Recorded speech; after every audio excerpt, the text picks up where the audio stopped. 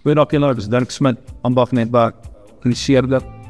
Ek is vandag by Aljani Vaktoetsentrum en ek praat met Jan van Wyk. Wat maak dit vir julle besonder hier by Aljani? Wat dit besonder maak, is die feit dat Aljani Vaktoetsentrum uniek is, omdat dit nie net op assesserings fokus nie, maar ook op die waardigheid van die toekoms van die ambagsman of vrou. Die Aljani Vaktoetsentrum is dus die hoeksteen van hoop en van vooruitgang.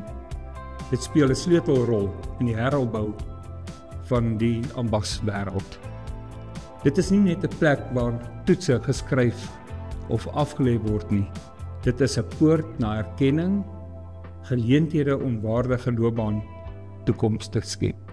Dink jy daar's 'n tekort aan goeie vaktoetssentrums in Suid-Afrika? In Suid-Afrika is daar tans 'n ernstige tekort aan gehalte vaktoetssentrums waar ambagslui getoets kan word of geassesseer kan word of gesertifiseer kan word.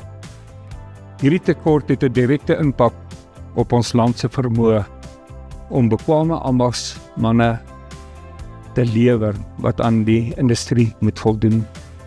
Hierdie samewerking tussen Soltech en Aljani poog ons om die gaping te vul, om 'n platform te skep waar daar vaardigheid, eerlikheid, regverdigheid en volgens nasionale standaarde getoets kan word. Dis fantasties. Met die dat ambagslui alweer so uitgelewer is in Suid-Afrika, hoe belangrik is dit vir Aljani om hierdie leemte te vul? Sjoe, Dirk, dit is van kardinale belang dat instansies soos Soltech en Aljani doelbewus begin optree om hierdie uitdagings die hoof te bied.